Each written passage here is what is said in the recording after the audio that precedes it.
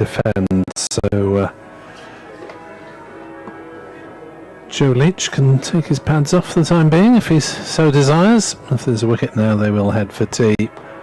And it's driven away into the offside by D'Oliveira for a single. 39 to him, 202 for 6. That was 73 for 3 at lunch. 3 wickets falling in fairly short order afterwards, but then the fight back. Stand of 92 so far. Callaway bowls. Van Beek is for once only interested in defence, playing it back to the bowler. He has got his eyes on batting into the evening session. Callaway bowls. Van Beek props forward. Appeal for LBW. He is a very long way forward, as he made it clear by remaining in that position. And umpire Bainton is not moved. Callaway bowls. Van Beek repeats the exercise, this time with more bat involved. So 73 for 3 at lunch. 72 for 3 at lunch has become 202 for 6. Update for radio listeners.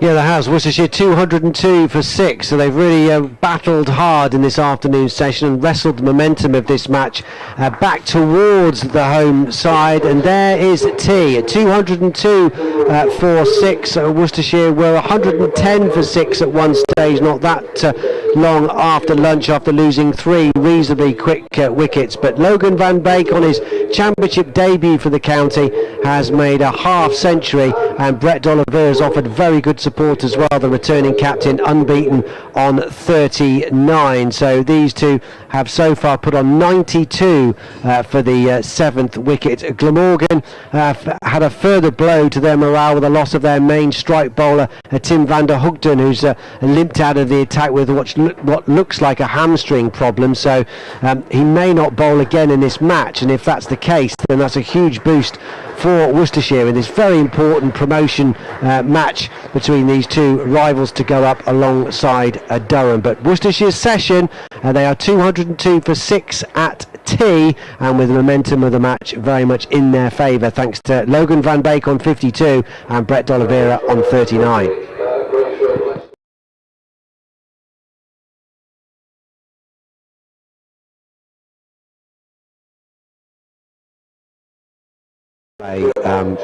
Then in about 20 minutes. Speak to you then. Match at Chester Street, Sussex batting first against Durham are 196 for 4. At Northampton, home side. Once upon a time, I went on a magical adventure where I travelled through time, explored great buildings, and made lots of new friends. There are forests, rivers, and ice cream. My story was one of excitement and wonder. And what happens next? Well, that's your chapter. Make Worcestershire part of your story. T20 International Edgbaston, New Zealand batting first against England. 123 for 2 in the 15th over.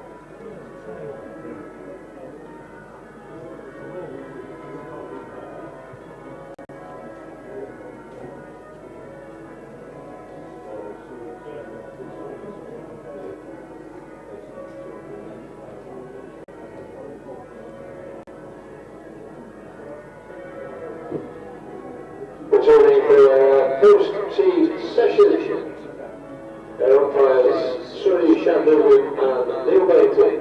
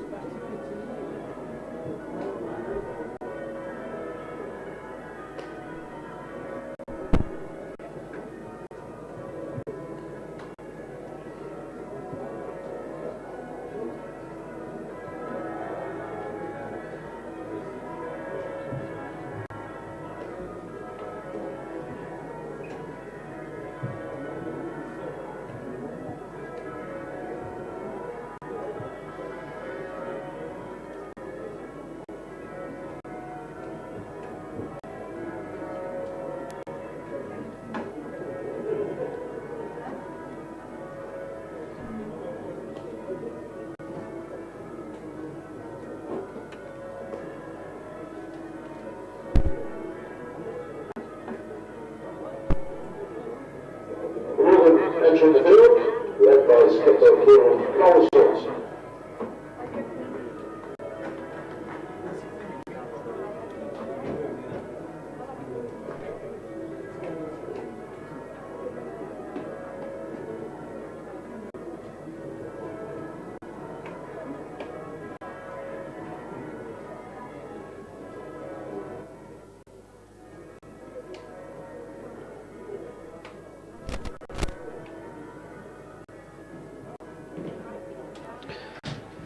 Here at New Road, the players are making their way out into the glorious late afternoon, early evening sunshine here for the resumption of the third and final session of the day. The Glamorgan fielders leading the way with their red names and numbers on the back of their white shirts. Here come the two undefeated Worcestershire batters.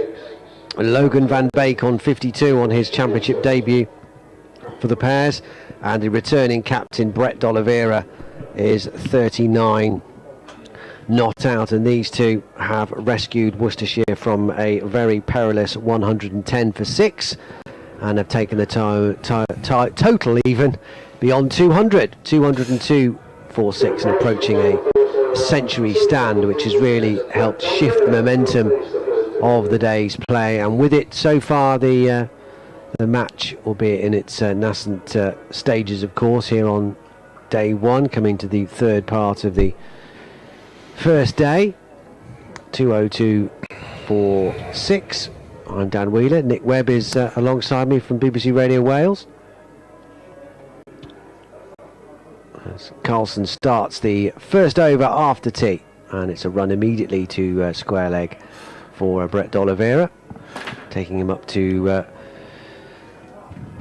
40, 203 for 6.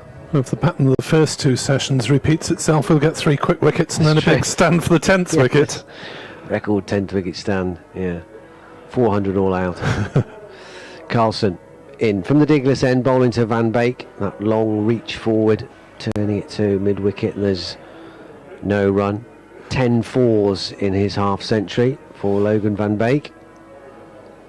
And how will he play this evening session now that he is well and truly set? Carlson bowls to him.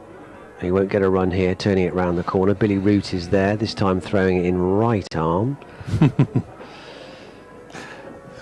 Keeping himself occupied in the field after a little left arm excursion earlier before tea. Carlson past the umpire in and forward comes Van Beek. Won't get a run, pushing it out to the covers. Just how many men in the deep? There's a deep mid-wicket, a deep cover point, and that's about it, I think. Can't see anyone else. Oh, it's long on is now backpedaling almost to the boundary boards and down the leg side. Cook does well, takes the bails off in one smooth movement as he takes the ball. One ball left in this opening over after tea. 203 for 6. Carlson in and very carefully and deliberately watched onto the face of the bat by Van Beek, who had his nose and everything else over the top of that one as he played it right in front of him, in front of the stumps. He's on 52, D'Oliveira has 40, the one run coming off that over. 65 overs gone now, 203 for 6. So it'll be Zain ul Hassan to come back into the attack for Glamorgan. The only wicketless seamer so far, but he did have Gareth Roderick dropped at slip, so you can argue that he should have had a wicket next to his name on the board. And one of only 3 seamers available to Glamorgan now, with Tim van der Hoogten off the field with what appeared to be a hamstring injury. So Ul Hassan, Harris and McIlroy will have to battle on with the spin of Carlson and Callaway. Callaway's being removed from the attack. 5 overs for 25 so far. And Ul Hassan. The bells have stopped. The bells have stopped after pealing for 4 hours. Ul Hassan is in to bowl, and that's cut away hard by D'Oliveira. Didn't quite time it, but it rolls towards the point boundary, and they go through for a single. I'm told there's a retiring dean. Oh, right, okay. So it's in his honour. No, that explains it. I was going to say they're going to start again in 8 minutes. Song 4. No, That might be that. a disrupt even song if they had the bells going through it, wouldn't it? Wouldn't be able to hear themselves sing. 204 for 6. Ul Hassan into Van Beek, wide outside off stump. Not the line he was looking for, but Van Beek does not risk playing at it. Yes, I think that's the first time I've ever heard a round of applause for church bells stopping, or cathedral bells. That was a long old stint. It was. It was. 204 for 6. As Ul Hassan into Van Beek, through outside off stump. No shot played. I've got the possibility of a new ball, of course, in 14 overs time. So Glamorgan should have a good hour or so bowling with that this evening. But probably not having Van der Hugden to deliver it, I would say. Don't know. So it'd be Harrison McIlroy, you would have thought, to take the new ball. Ul Hassan, Carlson, Callaway to bowl till then, as forward comes Van Beek, deflecting it down to gully, and there's no run. So still a couple of slips. Glamorgan have set aggressive fields. There were 3 slips for basically the first half of the day. It was beyond the 48th over mark when they went down to 2 slips. But at the moment, it is Glamorgan in something of a containing pattern, just trying to probe away, make the batters work hard for their runs, and hope for a mistake. Ul Hassan bowls. Van Beek again has nothing to do with that, so he's giving himself time to play himself back in after the tea interval. The New Zealand-born Netherlands international, making his red ball debut for Worcestershire,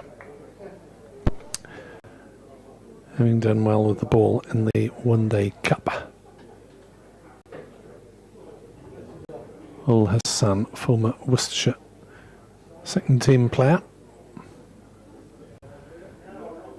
is in to bowl to Van Beek, who looks to turn it down the leg side, doesn't get anything on it. Chris Cook takes neatly, moving to his left, and jogs back down to the end of the over. 204 for 6. The partnership was worth 94, and Glamorgan are in desperate need of some inspiration or good fortune to break this stand. Yes, it has very much a feel of drift about it, doesn't it, at the moment, for Glamorgan, who were in control of this game for so long, really, until these two came together and started to build their partnership. At 110 for 6, they would have thought they can roll Worcestershire out for comfortably under 200. Not being the case.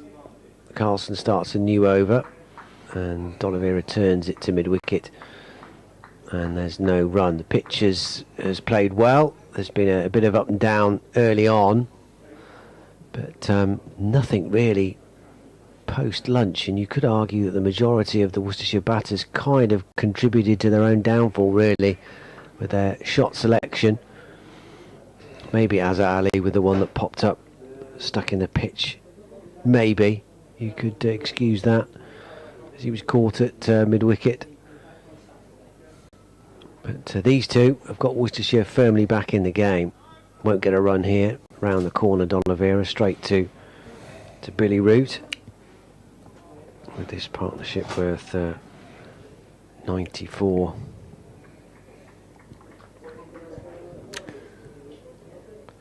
Couple of twirls of his bat from D'Oliveira. Carlson's making him wait a little bit.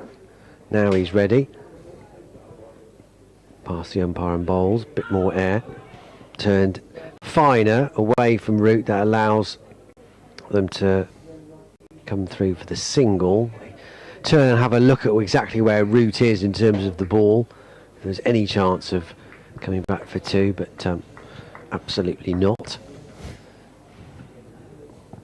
D'Oliveira up to 42. Van Beek 10 runs ahead, waiting for Carlson now. Bowls term, he comes down the track and squeezes it out to mid-wicket. There's a half appeal from Cook behind the stumps.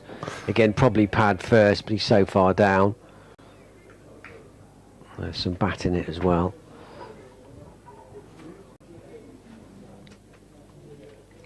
As Carlson gets ready, last ball the over. Forward stretches Van Beek. Happy just to see this over out, which they do safely. Well, 205 for 6. Nick will depart to update BBC Radio Wales listeners. BBC Hereford and Worcester may well drop in for a quick update at 4 o'clock, which is round about now. As Logan Van Beek and Brett D'Oliveira continue to push Worcestershire on here. This is an excellent recovery. Of course, you won't know the true context of this pitch until Glamorgan obviously have a bat. But at the moment, it looks pretty decent to be batting out there. Allison starts a new over, and this is caressed off the back foot through backward point by Brett D'Oliveira. Should go for 4 and does. Enough in terms of distance between the two fielders that were desperately trying to converge on it and cut it off, but nicely timed, even better placement brings him the deserved 4 runs for that stroke. He goes up to 46, so he's now another boundary away from his half century, which would be his third of the season if he could get there. Made this exact same score, 46 on his last red ball appearance. It's a big flash, Adam Hose-like outside the off stump, off the back foot, through to Cook. Can't have been too far away from that.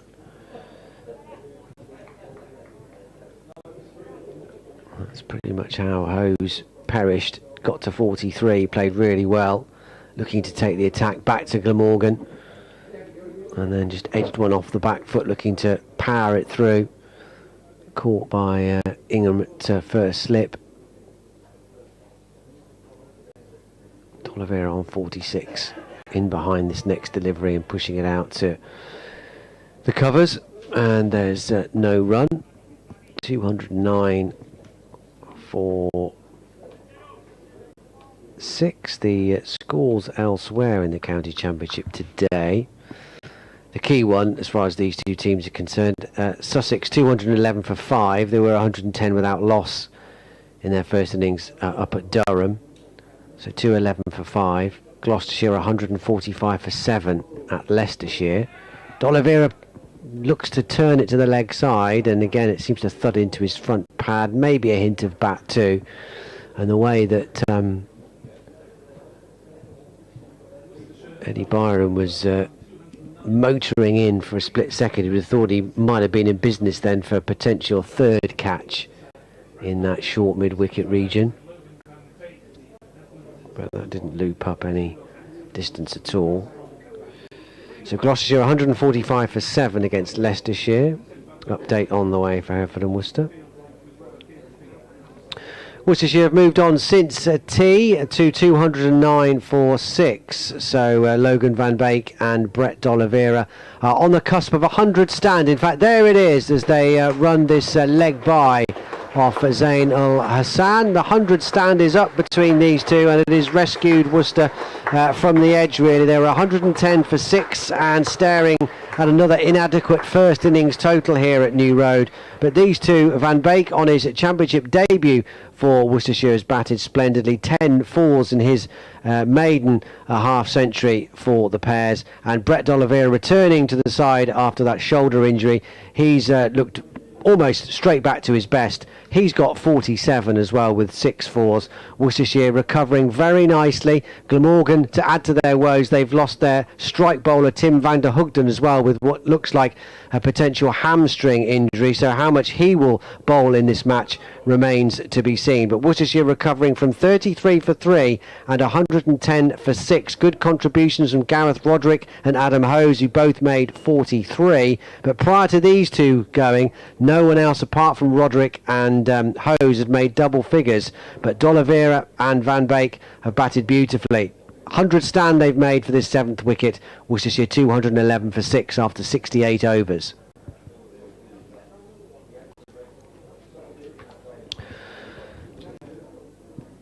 May will be another update at 4:30. We've got 28 overs left in the day. Carlson to continue from the Diglas end. 211 for 6, so 101 now this partnership is worth. Carlson in, bit more air down the track comes Logan Van Beek, and he's claiming a return catch and he's gone. Really smart work from the Glamorgan captain to get rid of the dangerous Logan Van Beek, who batted beautifully to get to 53, and then again out of nowhere, not for the first time today, a Worcestershire batter looking well set has departed, drilled it back low to the bowler, and Kieran Carson's hung on to a very good low sharp catch right by his ankles, and the end of an excellent innings from Van Beek on his Worcestershire debut. He's gone for 53. Once upon a time, I went on a magical adventure where I travelled through time, explored great buildings, and made lots of new friends. There are forests, rivers, and ice cream. My story was one of excitement and wonder. And what happens next? Well, that's your chapter. Make Worcestershire part of your story.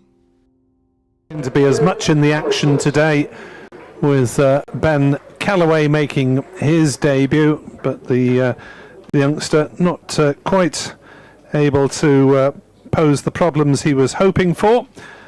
So Carlson comes to the party, and with an almost nonchalant return catch there to get rid of Van Beek just after the 100 partnership had come up. Worth 101 then, the partnership for that 7th wicket.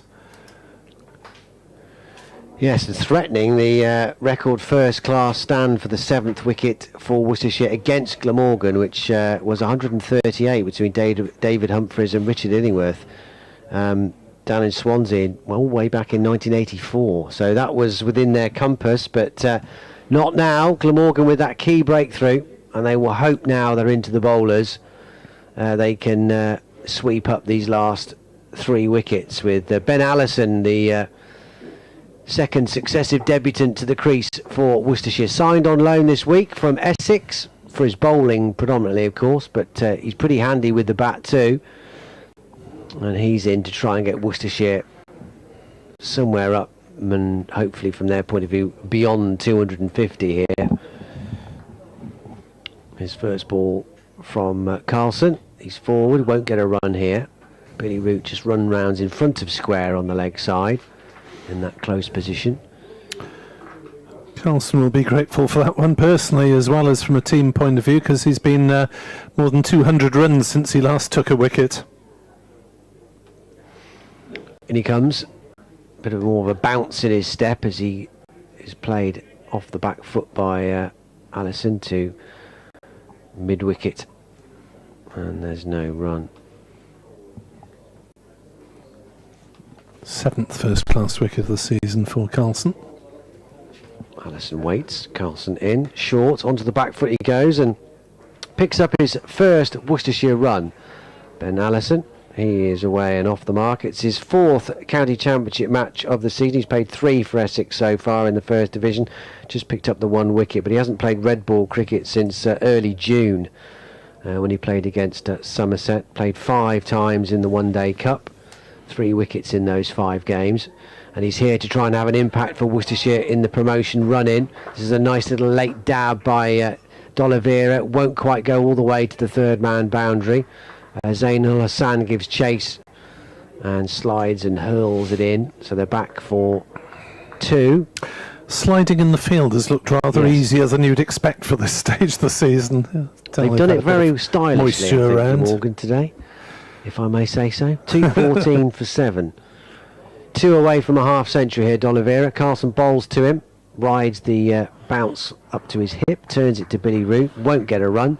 End of the over, a successful one for Kieran Carlson and for his team. That troublesome, pesky 7th wicket stand finally broken between Logan Van Beek and Brett D'Oliveira.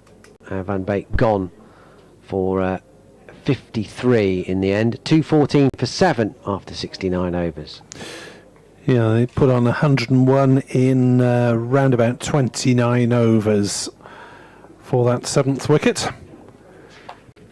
So the tall chap, Ben Allison, 6'6" according to the Who's Who.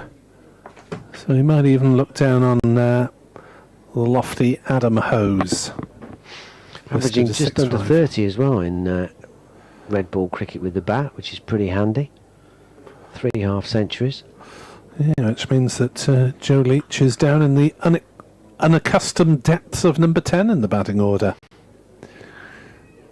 So still power to add as Ul Hassan is in to bowl, and Allison shoulders arms, allows it through outside off stump. Yeah, 265 runs from his 13 innings to date, a high score of 69, one of 3 half centuries that he's scored. 18 wickets at 28 is another fairly good looking average as well with the ball. Yeah, that's respectable, isn't it? I'd say. Ul Hassan bowls, Allison on the back foot plays it back to him. So batting average higher than bowling average? Yes. Proper all-rounder. All-round status for Ben Allison, the 23-year-old. Why don't Essex want him? Yeah, good question. 10th first-class match for Ben Allison overall. 23 years old and facing up with 2 slips and a gully to the medium pace of Zain Ul Hassan and playing no shot through to Chris Cook. So presume now that could well see Ul Hassan and Carlson continuing up until the new ball mark, when presumably Harris and McIlroy will be taking it. The carrot cake has disappeared. Yeah, lemon drizzle. Lemon drizzle. I will take that home. Oh, you're a good family man. I can split it in half. It's big enough. Ul Hassan bowls and Allison defends out on the offside, and there is no run. Normally I'll let you into a secret here, Nick. Normally there's a surplus of cake. Today's the first day it's all gone. All right. That I've seen for a while. I'm not surprised because it's so delicious. But there's been some gannets in there, I'm afraid. Well, there's a couple of extra bodies in the the media box today. Yeah. 214 for 7 as Ul Hassan's into Allison, who plays it past points and will take 1. And that will be all. This is a scrambling stop by Carlson running back from cover. 214 for 7. 215 for 7. Allison gets his second run. D'Oliveira is 2 short of his half century on this sweltering afternoon here at New Road, with temperatures possibly pushing up a degree or 2 in the next couple of days, as that's through outside off stump. No shot played by D'Oliveira. 215 for 7, and again the day back in the balance. Well, that partnership was in full swing. You got the feeling that Worcestershire might be in a position to kick on and dominate, but although there is batting to come, or batting around in the form of Allison and Leach to support D'Oliveira. It's now a slightly more precarious position for Worcestershire, and Glamorgan might possibly be batting tonight after all. Yes, it could still end quite quickly, these last 3 wickets, now that they might feel that one end is open. Notwithstanding Allison's very respectable first-class average. 215 for 7. 26 overs left in the day. Yeah, just looking at the temperatures tomorrow, they reckon 28 tomorrow. Whew. 27 on Tuesday. And 27 again on Wednesday. Gets hotter as the week progresses as well. Where's it all been for the last couple of months? Oh, I don't know. Been absolute rubbish, July, and August wasn't much better.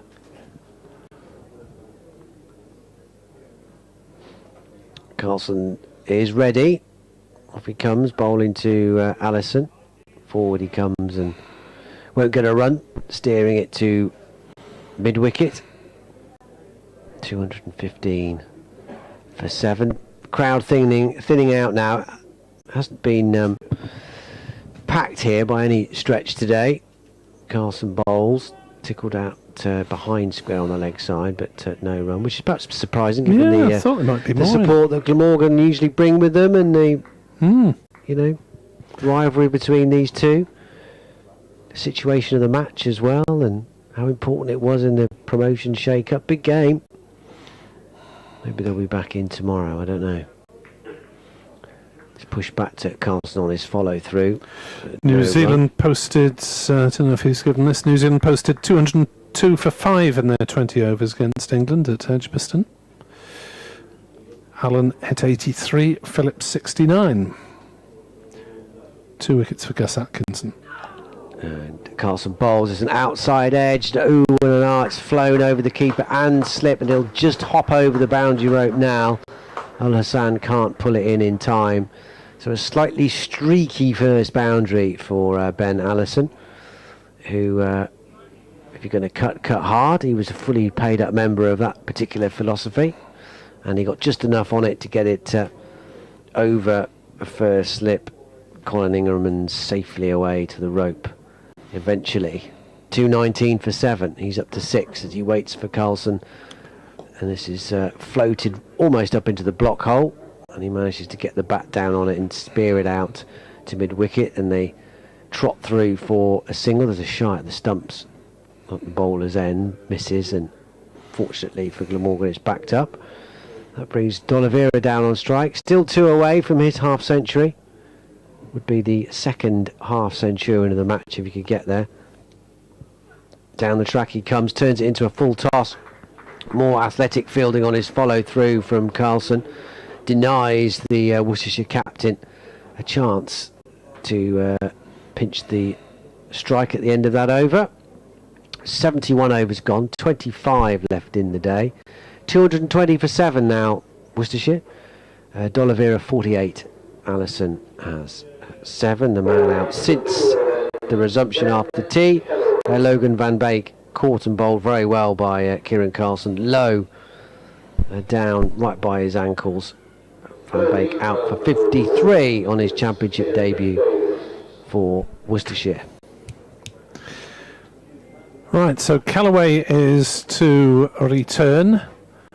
The numberless fielder for Glamorgan is a young lad by the name of Cian Davis, who has made 1 second team appearance and is wearing the blank backed shirt at cover. Nephew of former Glamorgan player Mark Davis. As back on his stumps goes Allison, defends back to Callaway. Good captaincy from Carlson to get the youngster back on once the wicket had been taken. As he's played away through the offside by Allison. And a single ensues. 221 for 7. Allison moves on to 8. D'Oliveira, a touch becalmed, just short of his half-century. Still needs a couple of runs. Callaway bowls, and forward comes D'Oliveira. Bowled maturely during the One Day Cup. 4 lots of 3 wickets during the 8 matches, which is quite some going. Not afraid to give the ball a bit of air on occasion, but this time it's bowled flatter and cut away by D'Oliveira, and it will be the boundary to bring him his half century. He moves on to 52 not out of 87 deliveries.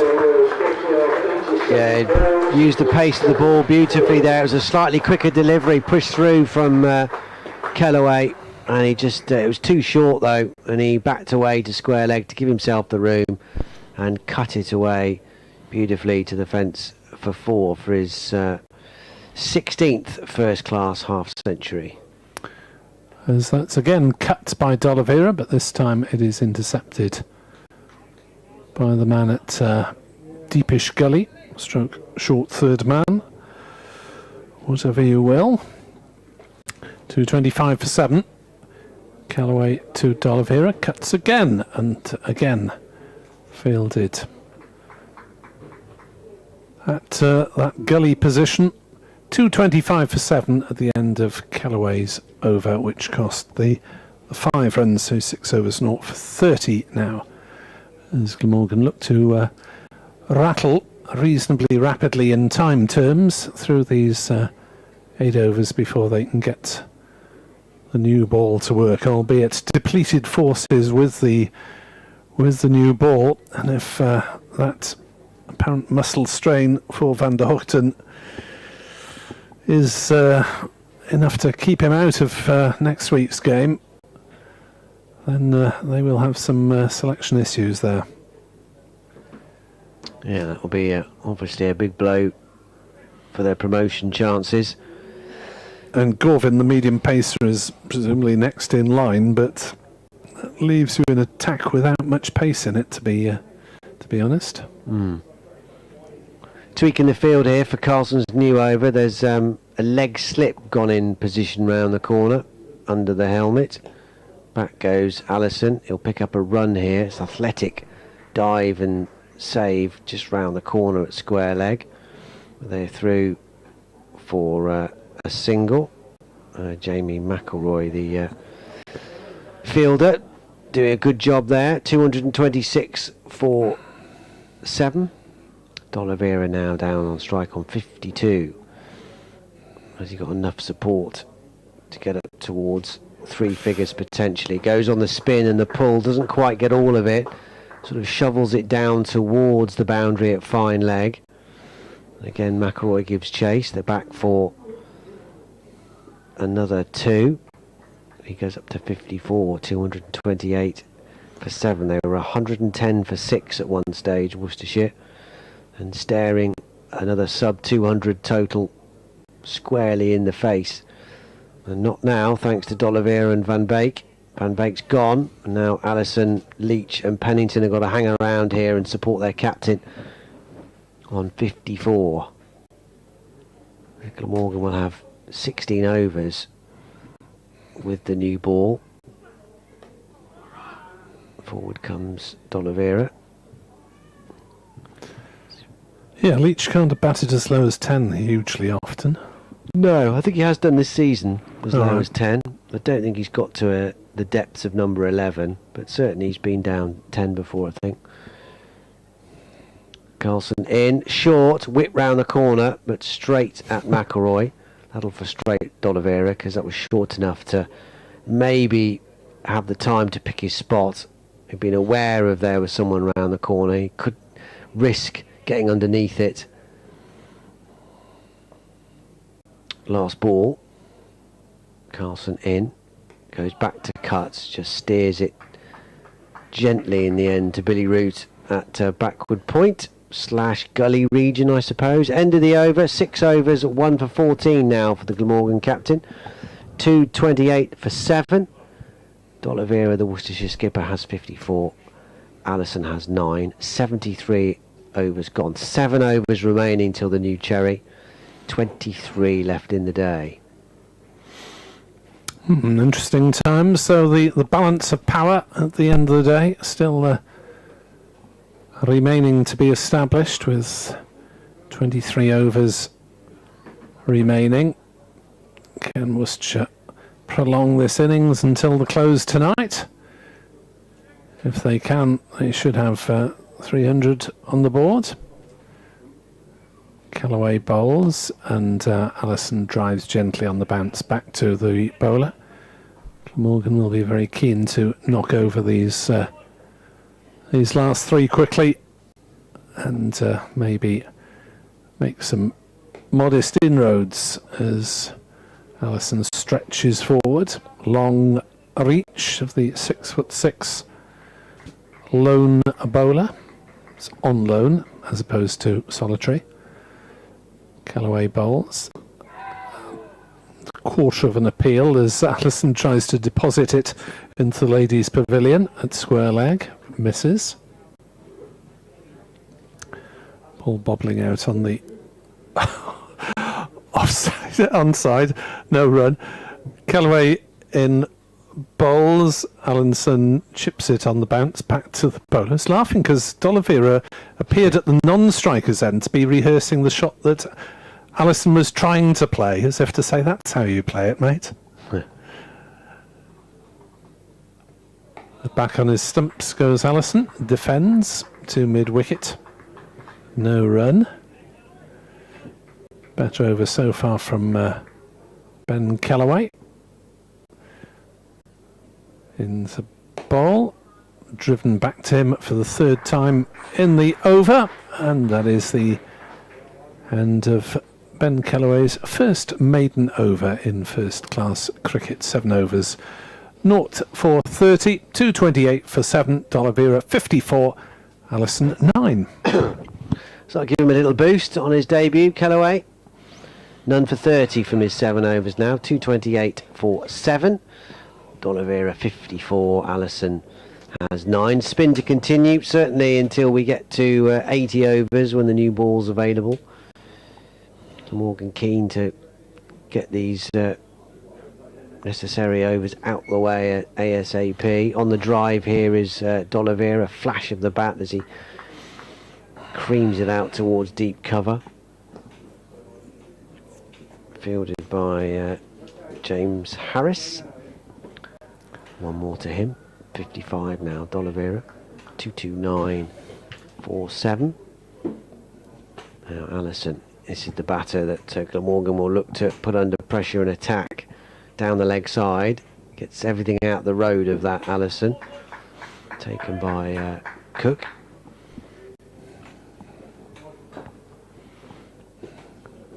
Carlson's ready to go again. And he comes. A bit quicker this time, a bit shorter. Gives Allison time to get onto the back foot. Push it out to Callaway in the covers, who can't pick it up cleanly first up, but no alarm, no run. D'Oliveira came a long way down there. It's about 6-7 metres down the track. Allison waits again onto the back foot. This time he will get a run. It's a wide enough of Callaway's on the slide. Hasn't quite got that down as much of a tee as his captain, certainly. And Zain Ul Hassan has also done that pretty effectively. That slide and grab and throw as you immediately spring back to your feet. Yeah, you need it back to James Harris, who luckily was in close attendance there. Well, it's all about teamwork, isn't it, ultimately? One more to the total, though. On the sweep goes D'Oliveira. That's in the air. Down towards deep backward square. Not quite carrying all the way. 4 more to him. I suspect Carlson's been trying to induce that sweep, though, because he's put the man at a shortish fine leg for the top edge, but D'Oliveira just played it rather too well.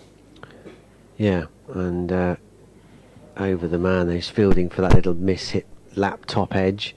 Deep mid-wicket also is miles away from it. D'Oliveira runs the first, quickly cracked off the back foot, but no chance of coming back for a second. Harris away with the throw. So 1 run to finish, but a boundary in that over. Takes D'Oliveira into the 60s. 60 from 97 balls. 235 for 7 now, Worcestershire. Carlson 7 overs, 1 for 21. Good afternoon to Edward Bevan, who's still with us in Corfu and worrying about the depth of the Glamorgan seam attack. Get back to the pool, Edward. Yes, probably for the best.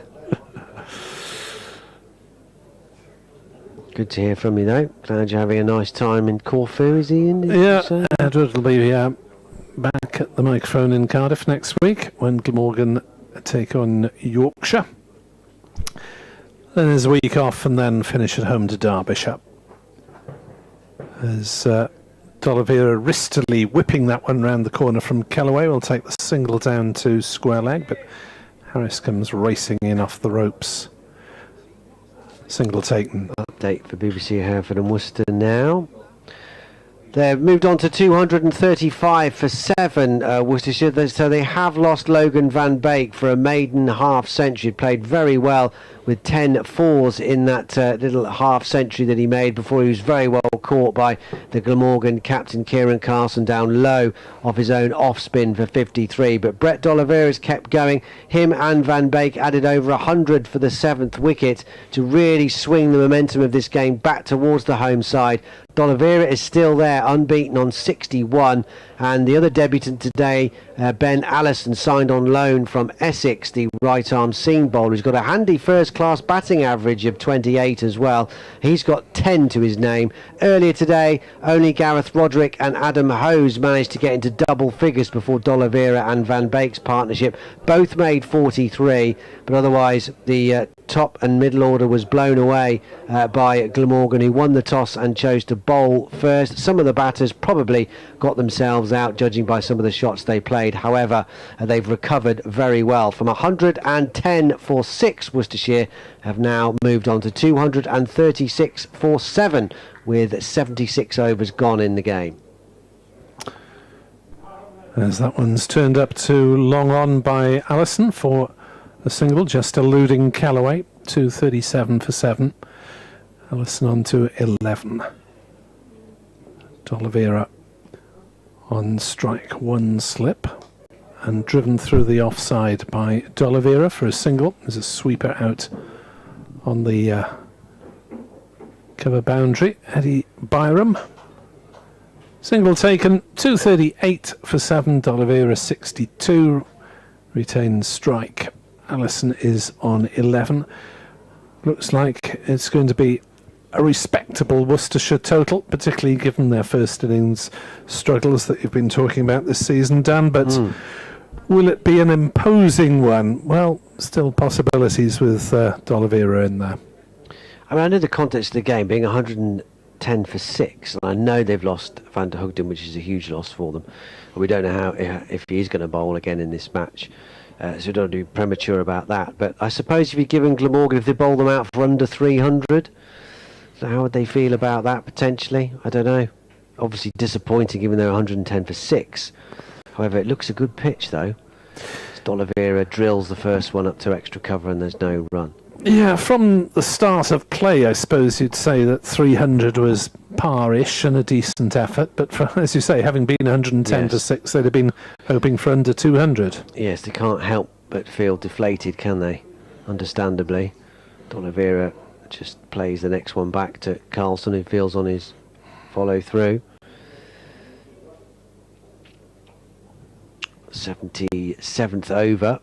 So not long to go before the new ball. Carlson bowls, gives us a bit more air. It's flayed through the offside by D'Oliveira all the way along the ground. Out to Harris at deep cover. They come through for a single. Still need these 3 wickets, Glamorgan. Allison has 11. He's waiting now for Carlson, who's bowling to him. He goes onto the back foot. There's plenty of time just to calmly defend this back to the bowler. Yeah, scoring rates dropped a bit with Carlson wheeling away there, as well as taking the wicket. Yeah, again, there hasn't been too many boundaries. Forward comes Allison. No run, out to mid-wicket. 2 balls to go. Carlson wants to get on with it, and then he's just pushing his mid-on back almost to the boundary as he comes in and bowls to Allison. It's a quicker delivery, goes onto the back foot again, lots of time to keep it out, defend it back to the bowler. End of the over, 1 for 22 now from 8 overs from Kieran Carlson. 77 overs gone, 19 remain in the day, 3 to go before the new ball is available. D'Oliveira 63, Allison has 11 to 39 for 7. So Allison on loan for these few matches at the end of the season. Looking at Worcestershire's resources, I suppose they've lost 3 seamers in Pennington, Tongue and Brown for next season, as Callaway starts new over, and D'Oliveira stretching a long way forward and defending on the leg side, with Ethan Brooks and Tom Taylor coming in. I mean, I don't know what Allison's contractual situation is at Essex, but I mean, Matthew Waite got a permanent deal off the back of a loan last season. As D'Oliveira drives hard into the offside, but a diving Byram stops it at cover. They do, I suppose, if you're looking at next season, their portfolio, a main strike bowler is still, I guess, someone they'd like to bring in. Callaway bowls, driven by D'Oliveira firmly again straight to Byram at cover, and there is no run.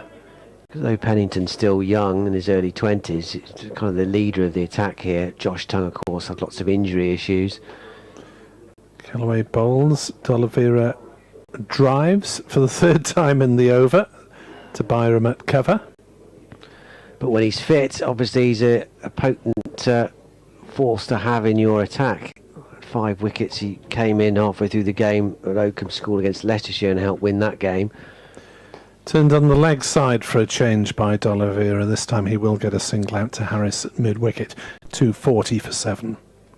But now he's been swept up in the England machine. You wonder Oh, you won't see him again. how often he's going to play for Notts anyway now. Yes, quite. The England machine. Callaway bowls up in the block hole, dug out by Allison, played back to the bowler, tight over from Callaway, just the single off it, 240 for 7. The days of England bowlers staying fit for bowling by bowling seem to have disappeared into the past. They don't believe in that anymore. No. But it does suit some people, you feel. So others have to be rested and nursed, and Yeah, I guess but it's some all, just like staying in rhythm through long periods. it's all down to physiology, how you're built, and all that sort of stuff. As you say, Nick, yeah, some bowlers love the heavy workload, and others are a bit more delicate, fragile. I mean, it's hard work, though, isn't it, bowling fast? However you do it. First ball is defended by D'Oliveira for no run. Second ball was wide of the off stump. He won't play a shot there to Carlson. Well, when you look at your England fast bowlers like Wood, Archer, Stone, you're almost lucky to have one of those 3 fitters any time. Carlson bowls, bit more air. Forward comes D'Oliveira, and there's no run. And that's not trying to denigrate anyone, it's just the way it seems to be at the moment. Yeah, well, they've unearthed another one, haven't they? Gus Atkinson's the latest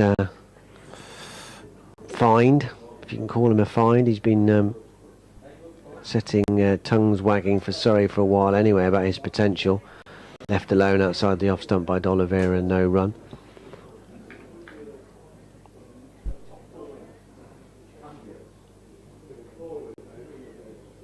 Carlson throws himself a catch. 2 balls left, in he comes.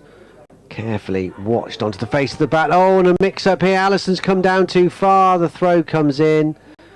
Doesn't hit the stumps. Does that hit the batsman, I think, as he's tried to make his ground? Yeah. He's got in the way, which is perfectly legitimate because he was on that side of the wicket, but the throw from northeast. Well, there's a lot of Allison to hit, I suppose. Yes, we'll never know if that was going to go on to hit the stumps. Last ball, D'Oliveira back into his stumps and keeping it out, back up the pitch. End of the over, 79 overs gone, so one left now before Glamorgan get the option of taking the new ball, which I'm sure they will. 240 for 7, D'Oliveira 64. Allison has 11. Carlson 9 overs, 1 for 22.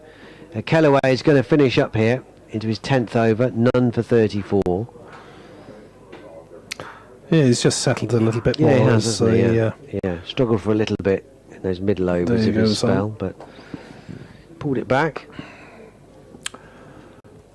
As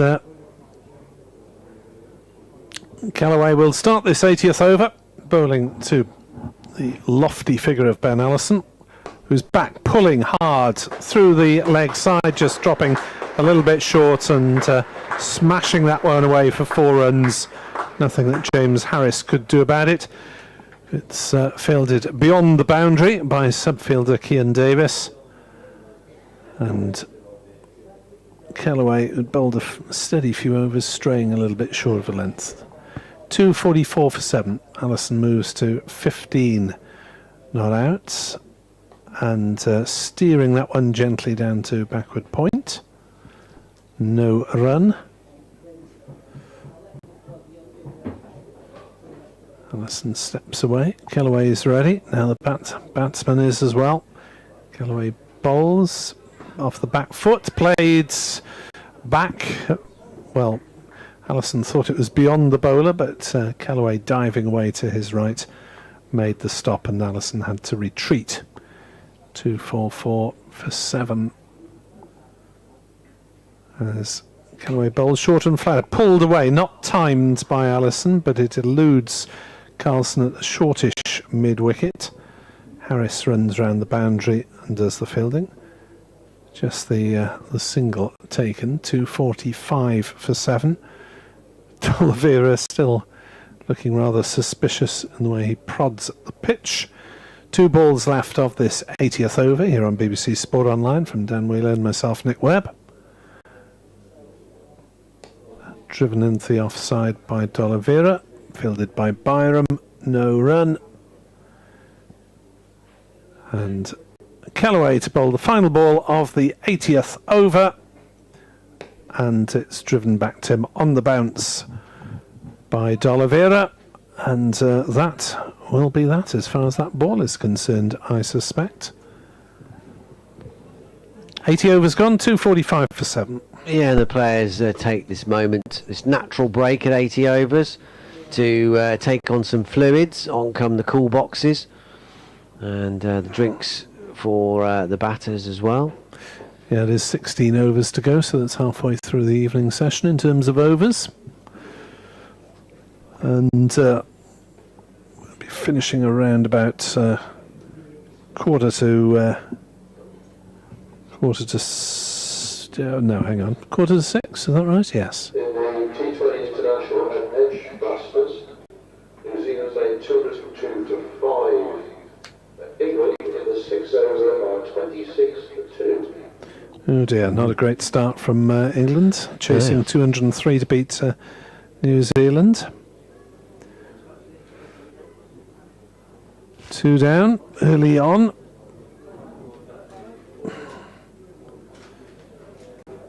Jacks went for 11.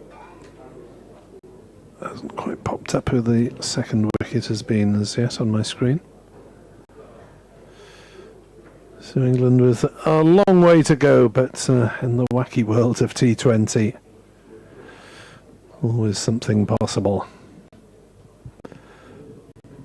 So drinks interval here with Brett D'Oliveira 64 not out, Ben Allison 16 not out. And Worcestershire still with a chance of having, I suppose, slightly the upper hand at the end of day 1, if they are still batting, be somewhere around the 300 mark, and especially after Glamorgan had reduced them to 110 for 6. Elsewhere in Division 2, Sussex are 252 for 6 against Durham. Half centuries for the first 3 there. Clark, Haynes and Alsop, the 3 left-handed Toms. And 3 wickets for Matt Parkinson, now for playing for Durham. At Leicester, oh dear, fellow contenders, Leicestershire bowled out Gloucestershire for just 159. Half century for Chris Dent, that was about it. Scriven came 4 wickets for 30. Leicestershire just beginning their reply there. And at Scarborough, Yorkshire 282 for 8 against Derbyshire. 5 wickets for Anuj Dal for Derbyshire there. And back here at New Road, play about to resume was the new ball.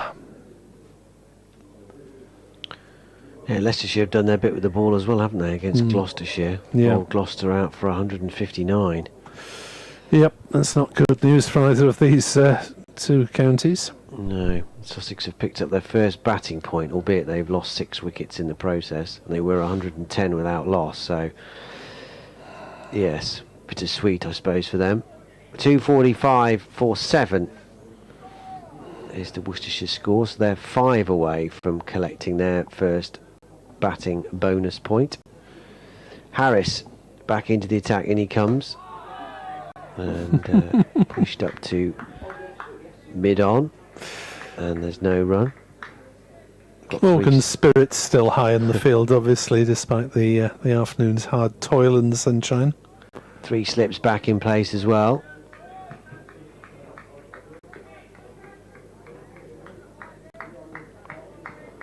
Order is resumed, it seems. Have those 3 slips back. Been there for most of the day for Glamorgan. Allison won't get a run here. Turn towards mid-wicket. Well, it's nice to see cricket back to no jumpers required.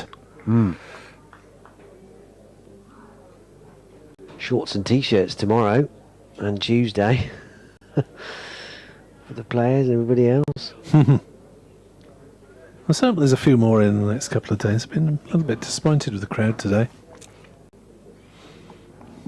Harris past the umpire in and bowls with this new ball in hand, turned nicely by Allison down to wide-ish or deep backward square, and they come through for a single. He's up to 17 now, Allison.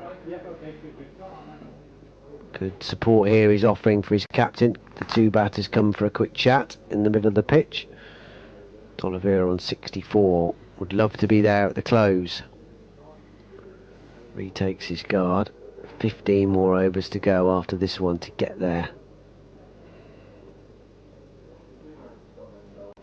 As he waits for Harris now. Right arm over the wicket, bowls. Thinks about a run. He's sort of a push on the move there. Oliveira followed through with 3 or 4 paces down the track. But in the end couldn't take the run. As mid-on moved to his left to cut it off.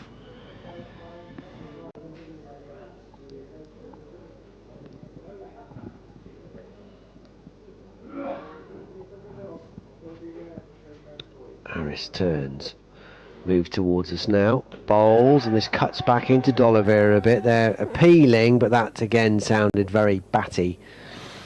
Probably the inside edge onto the back thigh of, or the inside thigh I should say. Yeah, Glamorgan desperately hoping it was the other way around. Yes. And leg on to bat. But no, bat first, so Brett D'Oliveira survives. 246 for 7. Spins his bat 2 or 3 times as he waits for Harris, who has a bit of a false start at the top. Just wants to take another look at his field, check he's happy. He is. Last ball of the over. In he comes, up to the wicket. D'Oliveira on the drive. Oh, there's a bit of a misfield by Carlson at mid-off. They'll come for 1. They might even come back for 2 here. It's a costly fumble from the skipper. 2 more to the total. That won't please Harris. 2 for 54 at the end of 2 for 56 at the end of his 16.1 overs, course, he had to finish up the over that Tim van der Hogden couldn't finish when he tweaked his hamstring before tea. 248 for 7. D'Oliveira with that bonus 2 runs is up to 66. McIlroy, as we expected then, to take the new ball from this new road end. 13 overs, 3 for 27. So he has been the most effective of the Glamorgan bowlers with his left arm seam. Just having a chat to Kieran Carlson about the precise nature of his field. Just 2 slips, it seems, as Ul Hassan moves away from that area and goes to fortify the offside, which now has the conventional point, cover and mid-off, as well as a 3rd man and 2 slips. As McIlroy bowls left arm over, played through the offside though. Morgan haven't got a sweeper there. Callaway is chasing it hard, will pick it up just inside the ropes and has done well there to deter them from taking a 3rd run. So 250 up for Worcestershire, and that is the first batting point of the game to go with Morgan's 2 bowling points. Allison moves on to 19 not out.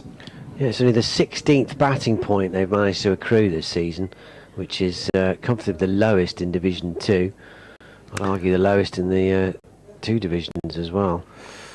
McIlroy bowls to Allison, who plays it defensively to cover. No run. So Worcestershire concentrating on being a second innings team this season. Yes, actually it's not. I do them a disservice. Middlesex and Northants have been even worse by some distance. Middlesex have only got 2.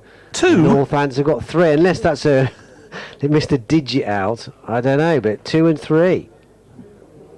Dear, oh dear. As McIlroy bowls, pulled by Allison, dismissed through the onside for 4 runs, racing away. Well, that's a positive sign for Worcestershire that a number 9 can play that aggressively against the new ball. McIlroy has not been off target very often, but his first over with the new ball is not hugely successful at the moment. He's been hit for a 2 that was nearly a boundary through the offside, and then was a boundary through the leg side. Allison's 23. And the next one is driven hard, but straight to root at mid-on, and there's no run. Yeah, looks useful, doesn't he, Allison? Yeah, well, he's obviously got the long reach, hasn't he, with that 6'6" height. And so far he's making the most of it. Some very firm shots when he goes for it. 23 off 44 balls. McIlroy to Allison, who pushes forward. I think beaten there as it was angled across him and through to Chris Cook. Pavilion, ladies' pavilion, hospitality tent, reasonably well attended, but not too many up in the D'Oliveira stand at the Douglas end. No, it's been a pretty fierce day sun-wise out there on that side of the ground, isn't it? Yeah, maybe a few more than usual, taking cover from the sun. On this near side. McIlroy bowls and turned on the leg side by Allison, no run. He spent 2 months waiting for a nice hot day, and when it comes it's too blooming hot. That's the best of British. Always moaning about the weather. Always something to moan about. End of that over, 254 for 7. 82 gone in the day, 14 left. Unless Glamorgan can take these last 3 wickets before then. Ideally, I suppose they'd take him in 12 overs, so they didn't have to bat. Yeah. Getting to the stage where the openers would think, well, maybe not, rather not, thanks. Harris to continue, 2 for 56. In he comes from the Douglas end, and that's a forceful drive off the back foot from D'Oliveira. kept his hands close to his body, so he wasn't giving it the full kitchen sink treatment. More of a steer than a full-blooded thrash at that. But didn't make any contact through to Cook behind the stumps. Root is down, hands on hips at deep third. 3 slips in place. And that struck D'Oliveira high up on the pad. In fact, it's probably missed the flap of his pad, actually. It's gone down towards the boundary. They're back, I reckon, for 2 leg byes here. Indeed. Umpire taps his left knee. Quick delivery, that from Harris. That zipped through a little bit. Perhaps more than D'Oliveira was expecting. Maybe cut back as well towards him off the seam.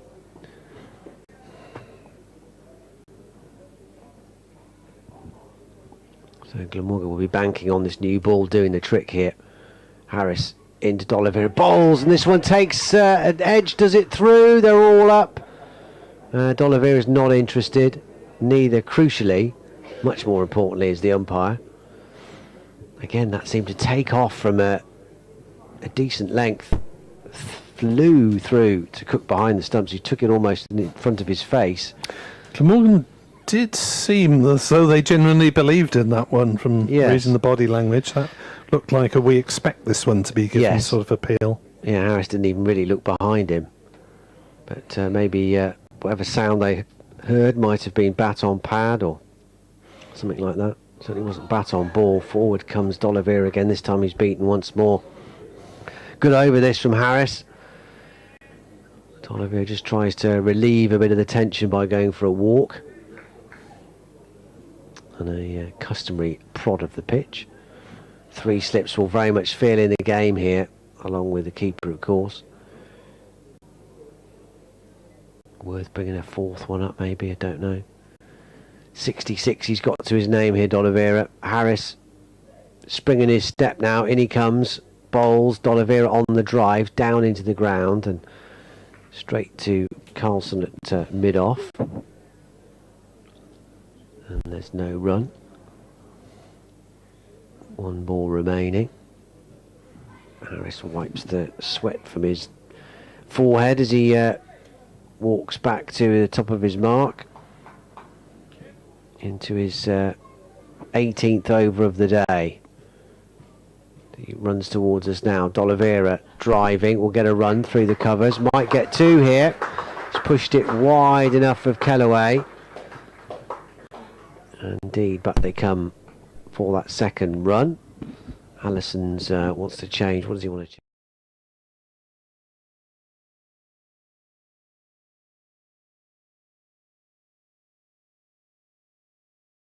Comes Ben Gibbon, the 12th man, with the new gloves. Didn't take a drink in the end, I don't think. End of the over, 2:58 for 7. He's got 23, Ben Allison, and D'Oliveira has 68. 13 overs left in the day. And Jamie McIlroy got hit about a little bit. Well, conceded 6 runs in his last over. It's probably the most expensive he's sent down. He's through 14 overs, but Harris and Al Hassan are going to have to work their socks off in the remainder of this match if Van der Hoogten is unable to bowl again with that what's looked like a hamstring strain. 258 for 7, Worcestershire. So unless they go berserk, it won't be a huge total at the end of 96 overs. But they'll be very grateful to be still there after being 110 for 6 as McIlroy sets off away from us and bowls to Allison, who straight drives nicely, powerfully. Carlson backpedaling slightly at deep mid-off, but managed to field it cleanly. No run. Joss Butler's going some in the T20 International at Edgbaston. He's got 21 off 8 balls. England 55 for 3. So David Milan is the latest casualty there. Bairstow for 11, Jacks for 11, Bairstow for 12, Milan out for 2. McIlroy bowls, short of a length, cut away to backward point and well fielded by Callaway. No run for Allison there. They're chasing 203 to win, England. 202 for 5 the Kiwis made.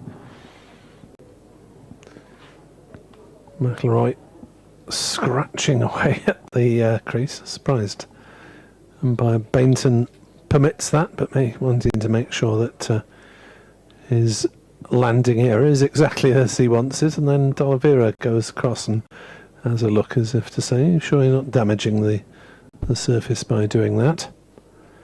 Umpire Bainton does not intervene. As McIlroy in to bowl, Allison plays no shot.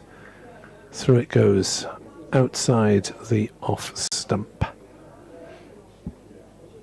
No run. 84th over of the day being bowled. It's 96 in the day, of course, in Championship cricket. Scheduled to be 5:30 finish, but of course, like the 6 o'clock finish, we very rarely get there at that time.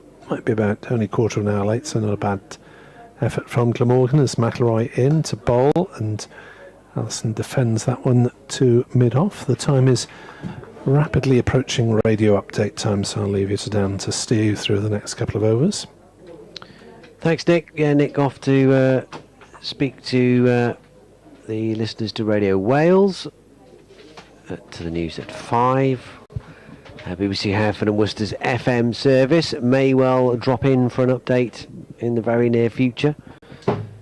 2:58 for 7. As McIlroy turns, 2 balls left in his over, bowling to the right-handed Allison, who pulls a short ball in the air, but it's landed comfortably in front of Corvin, who's patrolling the boundary rope in front of the Graham Hick Pavilion, which is now cast a long shadow just encroaching on the playing area. That gives you an idea of how far in the boundary rope is on the playing area today. 260. So they're back for a couple with that pull from Allison. Driving in the air, and it's just wide of point. And they're through for one more. That's the 50. Once upon a time, I went on a magical adventure where I travelled through time, explored great buildings, and made lots of new friends. There are forests, rivers, and ice cream. My story was one of excitement and wonder. And what happens next? Well, that's your chapter. Make Worcestershire part of your story. Into life here at New Road, like he's been here most of his career. Well, if he can make an impact over these next 3 games, who knows? I don't know what his contractual situation is with Essex, but he's got plenty about him with bat in hand, and he'll have an important part to play obviously with the ball as well. That's his primary job as he shoulders arms to this next delivery from a new over from James Harris. But yeah, you can see why he averages 28 in first class cricket.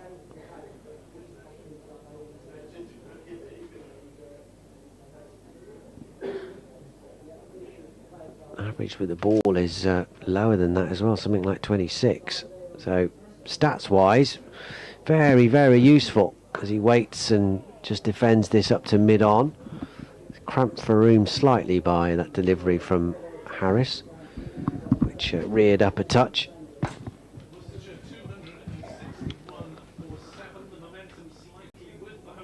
Still some of the crowd on the far side hanging on to the end here. It's thinned out now in front of the hotel, but they've been in the sun all day. Some sun hats or hands up to just shield the eyes as they squint for a view of Harris coming in and bowling at Allison. He's got 26 to his name now. At the moment they're surviving this new ball burst as we edge towards the close here on day 1 at New Road. Beautiful sunny day. It's been all day. It's only going to get hotter as well over the next couple of days. Here comes the update for BBC Hereford and Worcester. Well, it's very much ending Worcestershire's day. It's been a splendid recovery from the home side, from 110 for 6 to 261 for 7.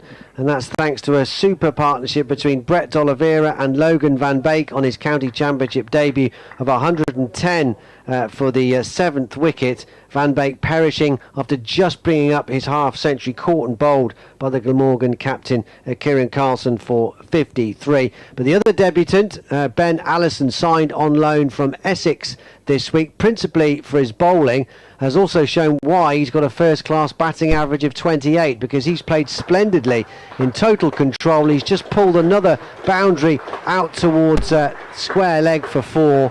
Lovely shot from him. He moves up to 30 now from 57 deliveries. Brett D'Oliveira, the returning captain, has batted beautifully as well. He's got 68. Worcestershire are ending the day very much on the front foot here and in the ascendancy after looking in disarray at 33 for 3 and 110 for 6. It's been a splendid effort. 265 for 7. We've got 11 overs left in a couple of deliveries' time. Harris bowls, and Allison pushes back to Harris, the end of the over.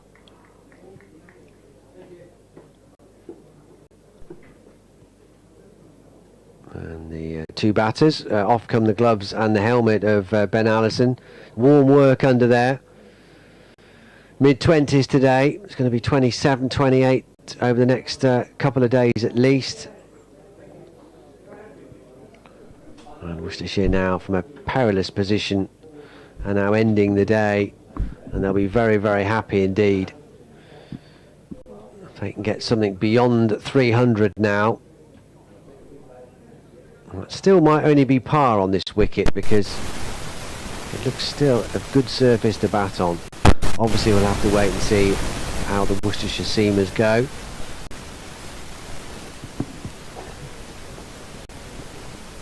McElroy starting a new over from the New Road end, bowling to D'Oliveira. It's forward. We'll get a run here, steering it calmly out to deep point.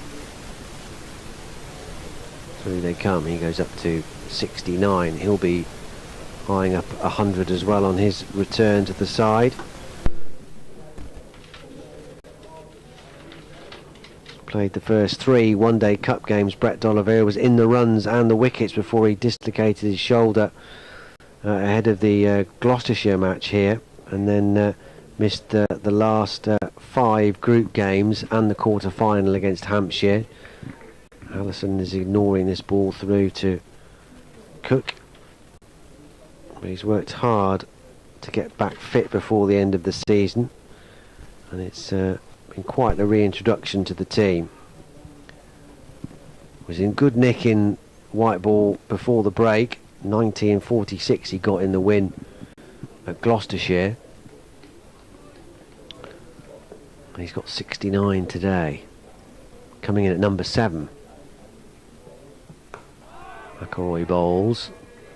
Allison is forward carefully out to the covers, and there's no run. Now down to just 2 slips, so a bit of a little victory there for Worcestershire, reducing the number of slips from 3 to 2 again. Glamorgan understandably going on the attack with this new ball, trying to get these 3 wickets, and the removal of Van Beek must have thought that one end was open, but the way Allison has played, there is plenty of work still to do to clean up this Worcestershire first innings. He's looked very, very capable. 30 from 61 balls.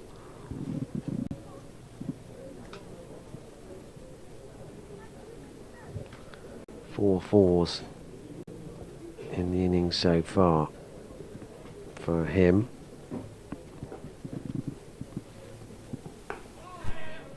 McElroy is turned out to deep mid wicket by Allison for an easy single.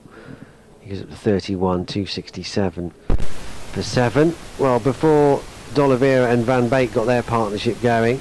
The only two batters in double figures today for Worcestershire were Gareth Roderick and Adam Hose, who both made 43. They both looked set for big scores till Roderick was out LBW to Harris, and Hose was caught at first slip high by Colin Ingram off McElroy. More runs here for D'Oliveira. Look for two out towards deep cover. They run the first quickly and back they scamper for the second. End of the over. 86 now gone.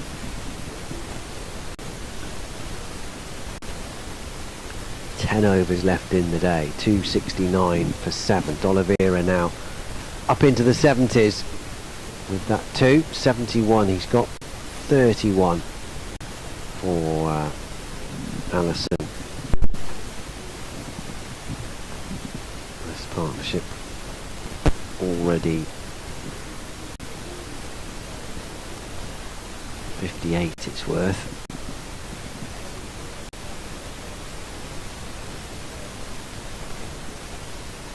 It's just increased the pain of Glamorgan. We've lost Tim van der Hugden. If he missed that update earlier, limped out of the attack with what looked like a hamstring strain.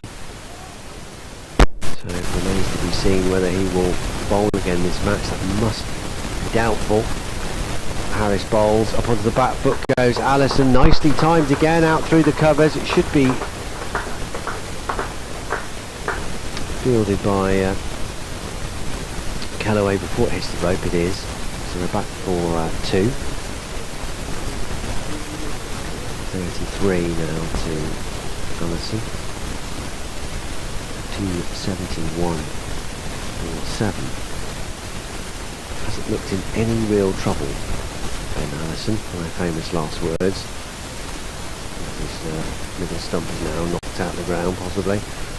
As Harris bowls, he drives, bit edgy. I think he was looking out somewhere through the covers. That's gone down for 4 for fine leg. So perhaps slightly fortuitous there. Ben Allison, he goes up to 37. He won't care. Neither will Worcestershire. 275 for 7, 4 more to the total. Now 300 is coming into view, which looked impossible at 110 for 6.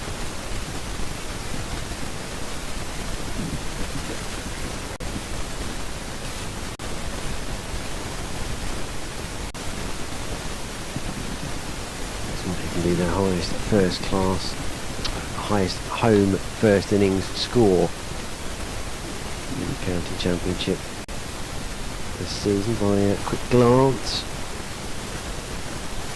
Probably is, yeah. 264 against Sussex here. Yeah, so they've done it, and they needed to, because it's been a bit of an Achilles heel for them batting first at home. And it looked like that was going to continue when they were in all sorts of trouble earlier, midway through the afternoon session, but they pulled it back brilliantly. Allison ignores this next delivery outside the off stump through to Cook. 3 slips now back in place for the livelier Harris out of these two bowlers that are operating at the moment. It's McElroy who's got the wickets 3-2 at the moment. Half the team are out between them. They've still got these 3 to go. Harris bowls again. It's left by Allison. It's bounced appreciably over the top of the stumps, almost waist high for Allison, who's a huge man, 6'5", 6. Goes for a little wander late in the day. Lengthening shadows now of all the players as the sun begins to dip.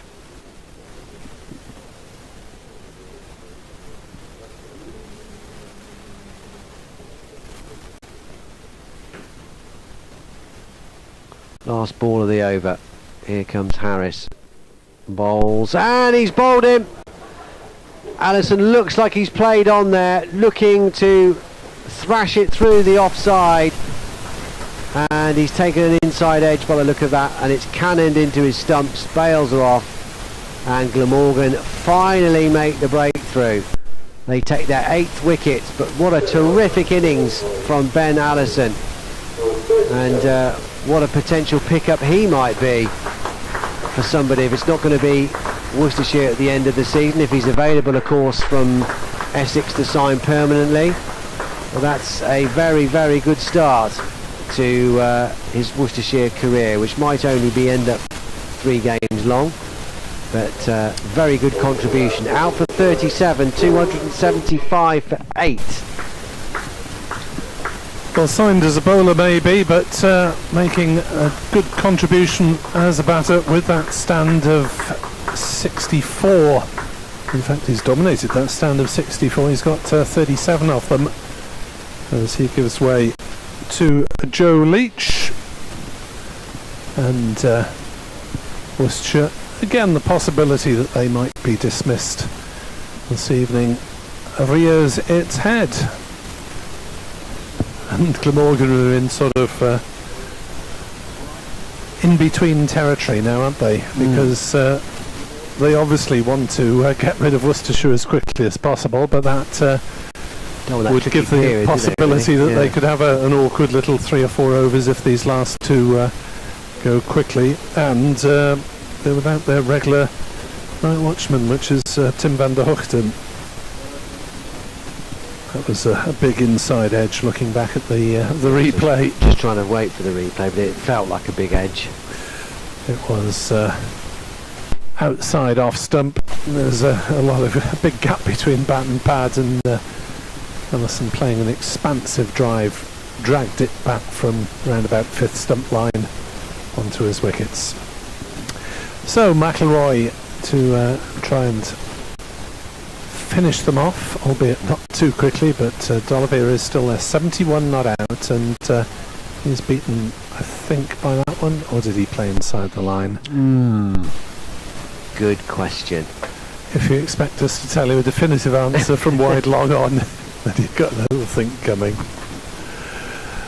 275 for 8 as the shadow of the pavilion and the tree away to our right start to extend onto the playing surface, and McIlroy left arm over nice rhythmic action, and D'Oliveira's on the back foot. I guess with Leach at the wicket, D'Oliveira doesn't need to worry about trying to farm the strike, does he? No, nor with Dylan Pennington, to be fair. Right, okay. Yeah, I mean, there's no genuine no hopers down there for Worcestershire. They can all bat. Yes, I think so. There's a bit of security here for D'Oliveira yet, albeit with only 2 wickets left. McIlroy now with ball in hand is a bit of a number 11 as D'Oliveira turns one onto the leg side, and they amble through for a single as Callaway comes loping in from deep mid wicket. Now presumably they will keep 1 or 2 more up. Point comes up from a sweeperish position to a single saving position. It's 2 slips, 2 saving the single on the onside, 3 on the offside, 3rd man fine leg. 276 for 8. McIlroy bowls, and played back to him by Leach. No run.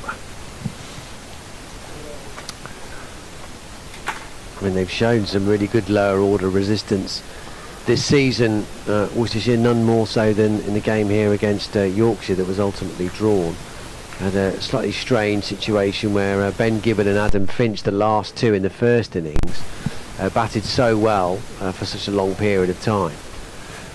As McIlroy into Leach, who drives to point, and there's no run.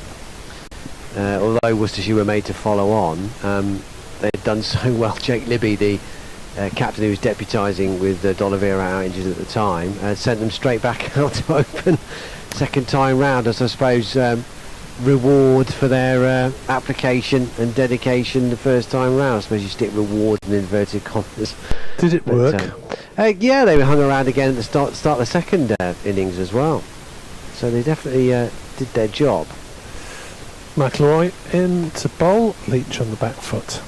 Pushes to mid on. A very firm no thank you from Brett D'Oliveira. As he holds up his hand just in case Leach was in any doubt about his lack of intention to run. Right, 88 overs gone. 8 remain of the day's play. So that means that Glamorgan will want to dismiss them in 6 overs time basically, so they don't have to bat at the end of proceedings. Yeah, that would be the ideal plan for them. They don't want a tricky couple of overs with nothing to gain and everything to lose late in the day. 8 overs to go. Harris into D'Oliveira on 72. Left alone outside the off stump. 3 slips, a deep mid-wicket, long leg and deep cover point are the boundary riders and the close catchers. Everyone else pretty standard. Billy Root in front of us at deep third. Plenty of space on that leg side though. They've only got a mid on who's quite wide, and then nobody else at all apart from the 2 deep fielders at mid wicket and long leg. Harris bowls to D'Oliveira, pushed up to mid on, so he's got to be disciplined with his line here, round about just outside off stump, Harris, otherwise he's just going to milk an easy single every time.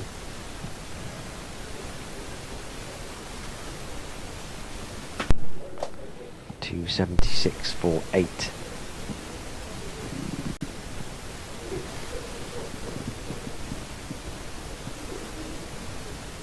D'Oliveira waits again, doesn't make any attempt to play the ball. The way that Harris is reacting here, he's sort of down on his haunches and he's made a pyramid with his hands over his nose, covering them, as if to say, I can't believe how that's not hit the stumps.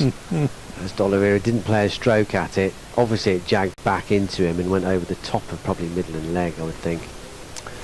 Nice to see a bit of passion, yes. Yes. Even at the end of a hardish second half of the day. Yeah, he's charged in well here, Harris. He's into his 20th over now, which is a lot on a hot day. Outside the off stump, no shot again from D'Oliveira. He's picked up his 3rd wicket for that hard work. Him and McIlroy 3 apiece, taking the lion's share of the wickets to fall today. Must have thought midway through the afternoon session they were onto a winner really here, really with a chance to take the game away from Worcestershire. Well, it's not quite panned out like that as Harris bowls to D'Oliveira, squeezes it out through square leg. They run the first quickly, but there's no chance to come back for a second, as deep as mid-wicket was. Eddie Byram scuttling in to make sure there isn't a chance of a second. 1 ball remaining. Joe Leach takes his guard. He'll have a chat with his captain, will he? No. They think about having a chat. They make some yardage towards each other and then don't actually look at each other. Fair enough. Leach settles over his bat. Here comes Harris. Last ball of his over in. Leach is forward and he'll get a run here. Calmly pushed out to deep cover point. End of the over. Leach is away. 278 for 8. 86 overs gone. 89 overs gone. 7 remain. So, I mean, if Worcestershire were 300 all out, you might say it was fairly even Stevens over the course of the day. If you knew nothing about the story of the Yes. day, you'd say, okay, yeah, both sides probably quite happy with that. Glamorgan more so, I would suggest, but then they won the toss, so perhaps they'd be a bit disappointed that they've conceded 300, because they would have wanted far less than that, or far fewer than those. But that hasn't really told the full story, because even at 278, if the day was to end now, it would be very much Worcestershire's day. So useful runs for the 7th and 8th wicket as Ul Hassan races in. Balls, a big appeal for LBW as Leach struck on the pad. Ball bounces out on the offside. Mr. Bainton is not interested. Even from our unhelpful angle here, that didn't look out at all. Looked very optimistic. Too high down the leg side, otherwise decent shout. But it's been that sort of day, I think, for Glamorgan. They'll go out for anything, understandably. It's been a day of toil and frustration and disappointment, ultimately. As Ul Hassan races in, bowls, and Leach tries to drive off a thick inside edge, finds only Callaway, who is in between territory, trying to cover square leg and mid-wicket, slightly more mid-wicket. No run. Glorious scene, evening sunshine across New Road.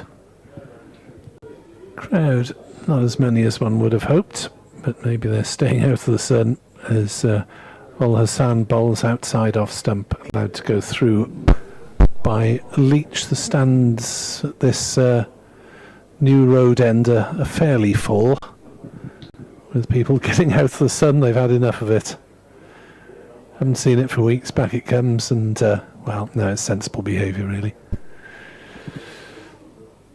The Basil d'Oliveira stand is in the glare of the evening sunshine. A few hardy souls out there sunbathing as Ul Hassan races in, bowls, and has taken the outside edge of Leach's bat.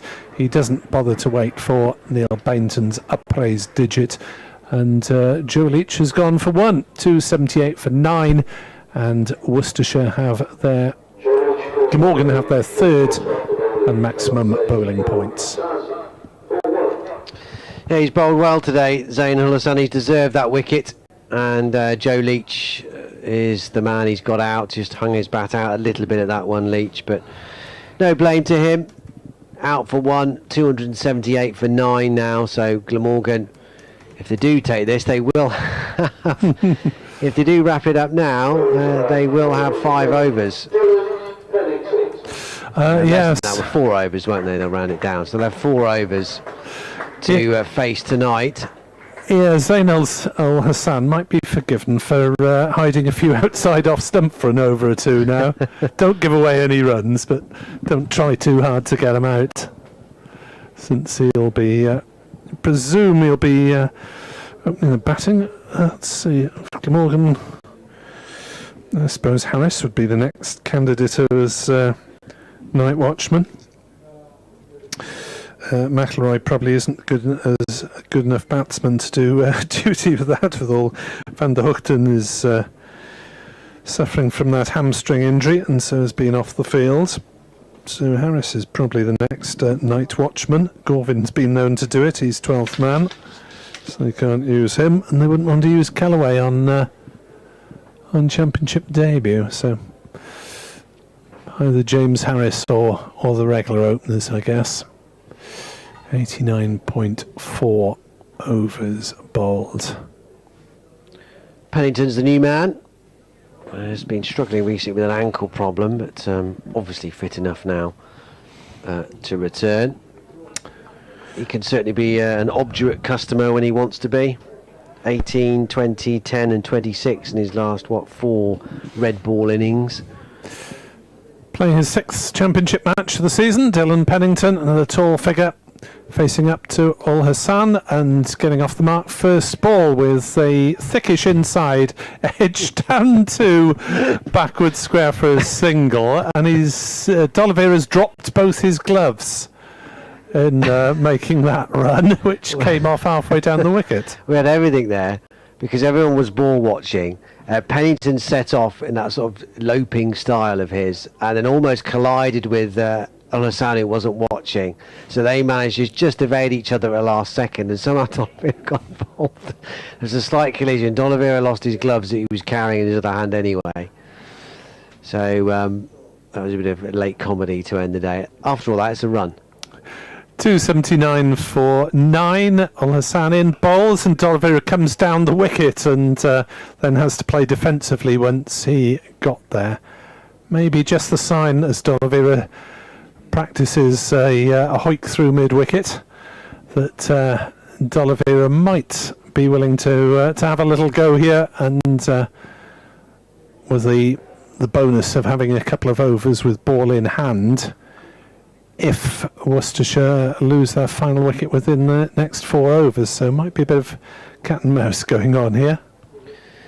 Yeah, and if he is going to now start to open his shoulders a bit and slip the gears, D'Oliveira, might not have been the best idea to taking a run there, irrespective of the near collision and the comedy drop of the gloves, because Pennington's taken the bowling and facing Harris with still reasonably hard and shiny new ball. So all D'Oliveira can do is lean on his bat at the other end and hope that Pennington can get a run somewhere.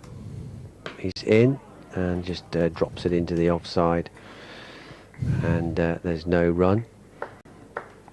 No need for great panic, of course. We mentioned Pennington's stickability. At 279, can they get these last 21 runs? Pick up a second bonus point, and that psychological mark of 300. Harris into Pennington. He's forward solidly, and there is the run. There's 2 potentially here. If they're going to take it, they are going to take the second run. Kellaway field, so that shows the level of confidence D'Oliveira has in Pennington. Happy to take every possible run on offer here. 281 for 9.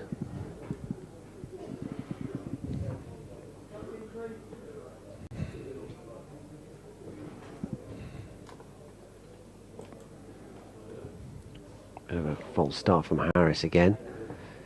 In he comes, past the umpire and bowls. And Pennington has a bit of a waft at this outside the off stump. It's through to Cook. It's out there somewhere. Yes. Like the truth. That triggers a little pep talk and a pump of the gloves from the 2 batters. Not the handshake this time. Back to the fist pump. Pennington settles over his bat. In comes Harris. Bowls to him, and he's driving nicely down into the ground, but Harris sticks out a right mitt in the end and grabs it, making sure they can't come through for a single. So 2 balls to go in this over. They wouldn't mind terribly if Pennington got a single off either of these 2. Or perhaps they would, I suppose. They might think they've got more chance of getting him out, and therefore they have to bat. I don't know. 281 for 9. Down the track comes Pennington, and there's a bit outside edgy, but he's managed to squeeze it through cover, and they'll come back for 2. Looked like he might have been looking to loft that back over the bowler's head initially, but got some bat on it enough to get it out through the inner ring. Perhaps exactly not where he was intending originally, but it's good enough to come back for 2. Last ball the over, 283 for 9. Pennington up to 5. A readjustment of the chest guard. Deep square leg goes back. Deep third goes back. So maybe a signal of something short here from Harris. Where's it going to be the bluff? In he comes. It's short, but not short enough to have a go at pulling it. Defended comfortably by Pennington. End of the over, 91 gone, 5 to go in the day, 283 for 9. Pennington survived, he's got 5 from his 7 deliveries. And D'Oliveira 73 to the returning Worcestershire captain, who's batted for over 3 hours now, approaching 3.5 hours. This is strange. Matthew Maynard is on the field having a chat to Kieran Carlson. It's not usually as blatant as that, is it? Yeah. Passing on a message, the Glamorgan Red Ball coach.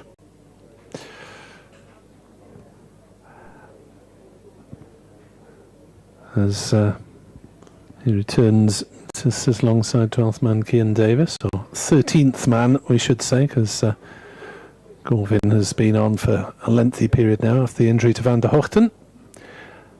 91 overs bowled. Here's Allison start the 92nd way outside off stump. Well, Allison is going to have to open the batting if he gets someone out, so see how far outside off stump he can bowl in this over while not giving runs away. I wonder how tempted Brett D'Oliveira will be having a go at something, albeit if it is very wide. Mid on and mid off are halfway back. Square leg is 3/4, as is fine leg. As he has a waft at that, D'Oliveira, and misses outside off stump through to Cook. Update for BBC Hereford and Worcester on the way.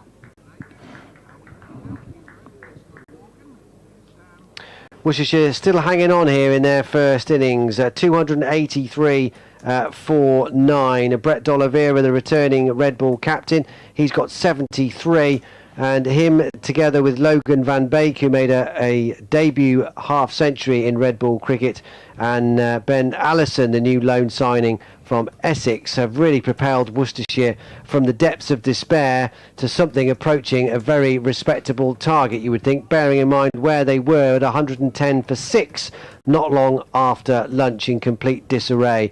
But a stand of 101 between D'Oliveira and Van Beek for the 7th wicket really set the tone. A half-century stand immediately followed between D'Oliveira and Allison. Allison made 37, Van Beek 53, D'Oliveira unbeaten on 73.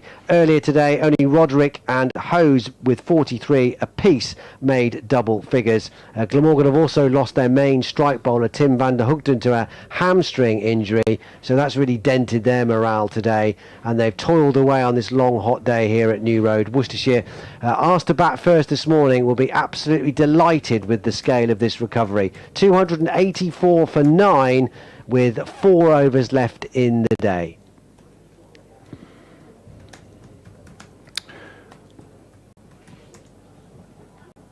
So approaching the point where Glamorgan won't have to bat.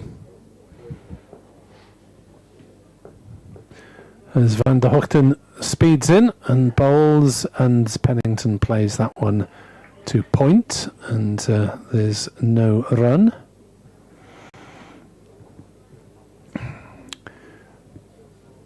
Two slips, but the outfielders remaining out on that leg side at fine leg and a deep square leg. About 3/4 back is Callaway in front of the ladies' pavilion. As Hassan is in to bowl to Pennington, who drives and is caught at mid-off. So Pennington has gone for 5, and Worcestershire are 284 all out, with D'Oliveira on 74 not out. And that means that Glamorgan have 2 overs to bat, I believe. Yes, because they'll round that down, won't they? It'll be 2 overs to bat. So we are going to come back out in, what, 10 minutes' time, is it? Yep. We'll be back then. Take a brief break on commentary. 284 all out.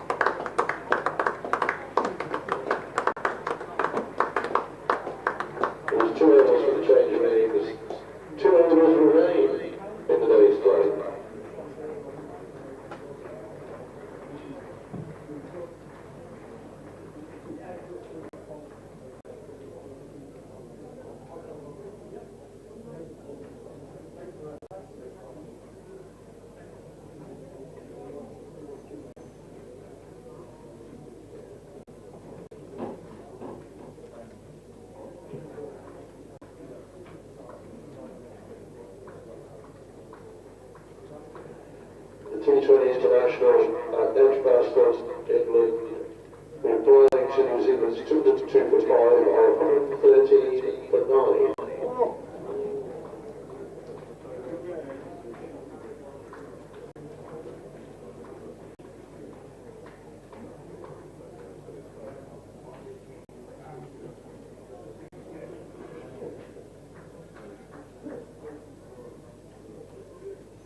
The bowling figures in the Worcestershire innings: Tim van der Beek, 16 overs and 5 bends, 1 wicket for 54 runs. James McElroy, 17 overs, 2 bends, 3 for 41. James Harris, 21 overs and 1 ball, no bends, 3 for 74. Zayn ul Hassan, 18 overs, 4 bends, 2 for 47. Ben Kellaway, 10 overs, 1 bend, no wicket for 39. And Kieran Carlson, 9 overs, 1 bend, 1 wicket for 22 runs.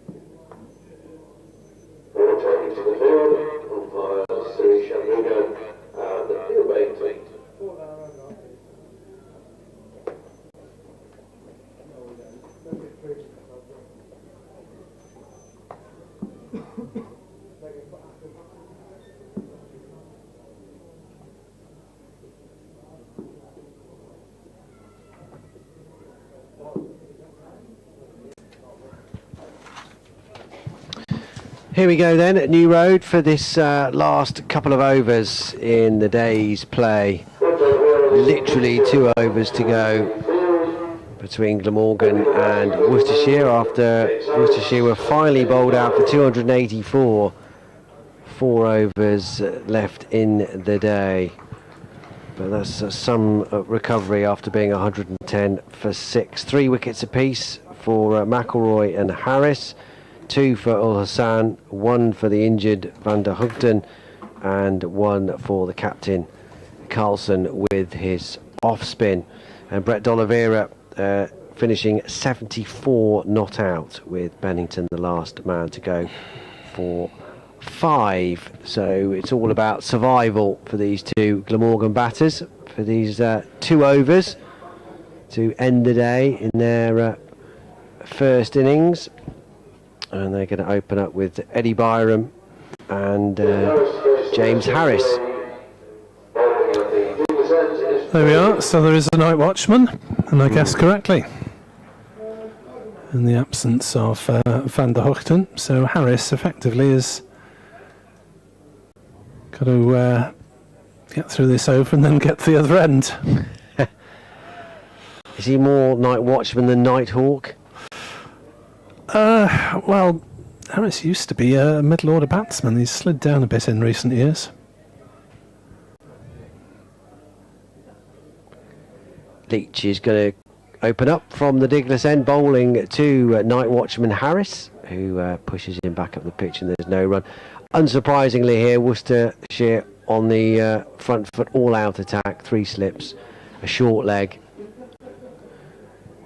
trying to put pressure on both these batsmen. Hose at first, Haynes at second, Libby at third, and Van Beek at 4th slip. I might have said 3 slips, it's actually 4.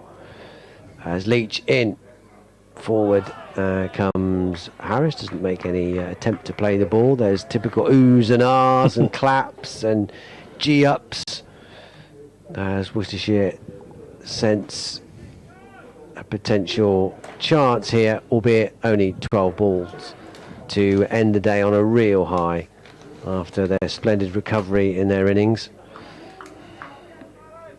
Okay, only 284, I suppose, but when you consider where they were, that's a fine effort. 4 slips go down and wait for Leach to bowls, and it's dabbed down, fielded by Jake Libby at 3rd slip. Harris plays that well with soft enough hands down into the ground.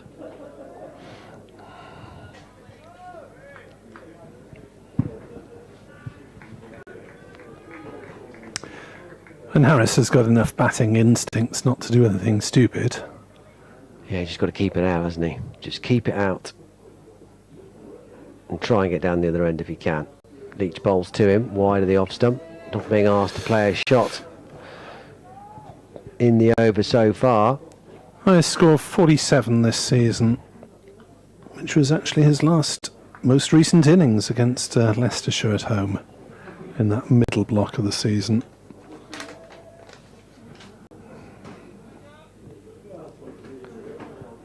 Azhar Ali is under the lid at short leg, cap tucked into the back of his trousers, helmet on, hands on knees as he waits for Leach to come in to bowl to Harris, who defends solidly.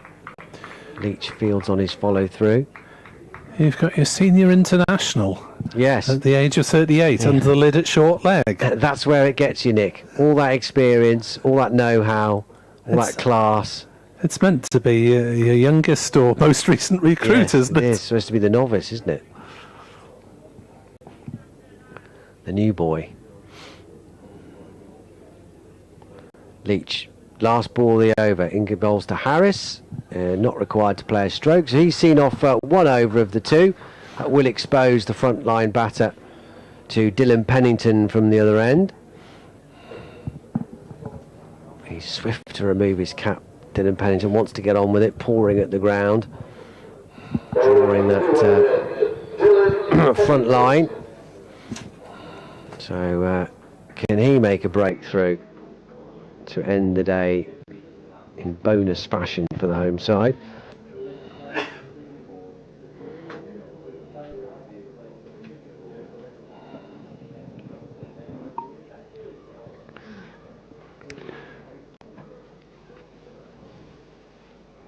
So Pennington from this New Road end in the evening sunshine. As I complete my writing duties, would you like to lead on this over as well? I will, Not shirking my no, that's understandable. Nick has got to responsibilities. write the article for the BBC Sport website on the day's play, so we'll let him do that as Pennington will finish up the day's play from the New Road end. Away he sprints now and bowls to the left-handed Byram, who will get off the mark straight away. Kashif Ali sprints around to that far side. He'll haul the ball in. That's canny cricket, really, because there was a very long two there available, Yes. but they just ambled And through for taken the one. which means that Harris can do his duty and try and play out the last 5. That'll do for Glamorgan. In terms of protecting their main batter, at Pennington will want to winkle out Harris here. 5 balls left to do it. He'll settle for that. Away he goes, past the umpire. 4 slips go down, wide of the off stump. Got to try and get the batter to play here, really, because he'll just leave and watch it go past all day long here, Harris. Well, for these remaining 4 balls anyway. 4 slips in the short leg. There's a fine leg as well. They're the only fielders out. Everyone else in. Pennington sprints away and bowls. Again, it's wide enough of the off stump where Harris has nothing to do with it. So 3 balls to go. Pennington charging in and doing his very best to try and pick up a wicket.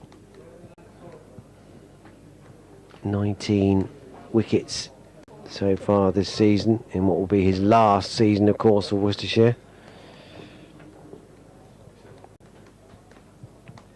Top of the averages. Wickets costing just over 24, and that's better, much better from Pennington. Squared the batter up there and beat him on the outside edge as Harris looked to try and get out of the road, but definitely played at that.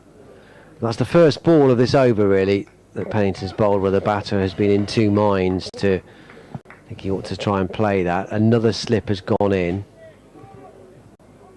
There's no fine leg now. He's come up to point. So 5 slips in place here for these last 2 balls. Pennington up to the wicket, bowls full, turned through a square leg. Azhar Ali couldn't react in time to cut that off. Brett D'Oliveira gives chase from mid-on, and they're quite happy to come back for the 2 on offer to keep Byram away from the bowling. 2 balls to go. I think this is the last delivery across the Oh, board. yes, of course it is. It's been a long day. It's for been a us. long day, it has, Nick. Yes. Scoreboard a little slow to tick round, almost as slow as me. Here we go then, last ball of the day. Pennington into Harris. Right arm over the wicket, bowls, and he leaves alone Harris. Through to Gareth Roderick behind the stumps. The end of a really fascinating day of county championship cricket. It's ebbed and flowed, and one team on top early. Glamorgan, it looked like it was going to be their day all day long, but an excellent fight back from the lower order with the bat again for Worcestershire, who was staring down the barrel of yet another inadequate first innings total at 110 for 6. But Brett D'Oliveira, Logan van Beek on his red ball debut for the county, Ben Allison on his debut too for Worcestershire, all contributed superbly. D'Oliveira and van Beek added over 100 for the 7th wicket, and then he added a half-century stand for the 8th with Allison. Allison made 37, Van Beek 53, and D'Oliveira was left not out at the end on 74 on his return to the... Once upon a time, I went on a magical adventure where I travelled through time, explored great buildings, and made lots of new friends. There are forests, rivers, and ice cream. My story was one of excitement and wonder. And what happens next?